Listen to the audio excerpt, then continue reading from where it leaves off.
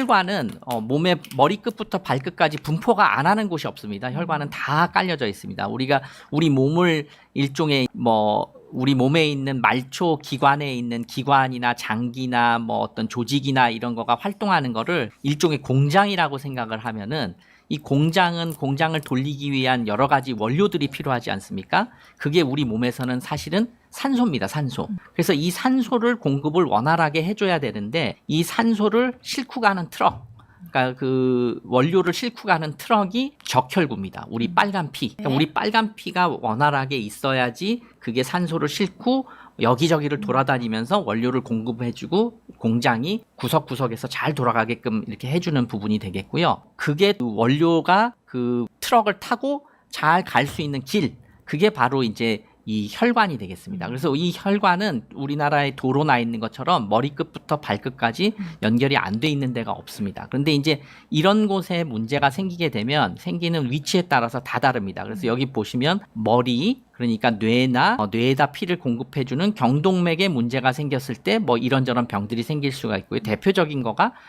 풍이 오는 경우가 있을 수가 있겠고요. 그래서 중풍이 생기는 거가 있고, 그 다음에 이게 반복될 경우에는 인지장애라든지 치매 이런 것들이 생길 수 있는 그런 부분도 있겠고요. 그다음에 아까 말씀드렸던 심장에도 문제가 생기게 되면은 협심증, 심근경색 이런 것들이 생기는 부분이 있겠고, 그다음에 요 대동맥에도 동맥경화가 진행을 하게 되면 동맥이 찢어지는 어떤 그런 대동맥 박리증 이런 것들도 생길 수가 있고, 생명이 왔다 갔다 하는 매우 심각한 질환이고, 동맥이 부풀어 가지고 나중에 터질 수도 있는, 동맥벽이 얇아지면서 부풀어서 터질 수 있는 동맥류도 생길 수가 있겠고요. 그 다음에 심지어는 콩팥에도 이제 동맥이 가게 되는데, 이 콩팥으로 가는 동맥에도 동맥경화가 진행이 될 경우에는 점점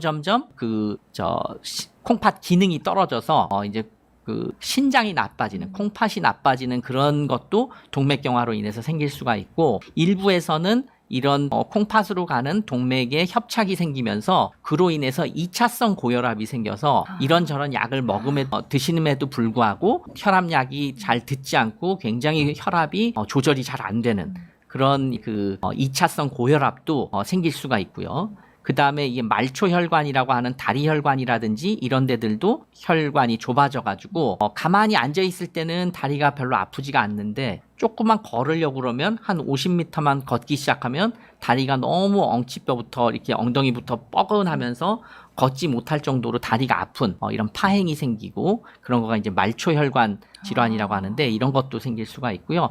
심지어는 이 복부대동맥에서 우리 장으로 동맥이 분포하기도 하는데, 이런 장으로 가는 동맥에 협착이 있을 경우에는 식사 후에 복통이 심하게 오는 그런 경우도 임상적으로는 있을 수가 있기 때문에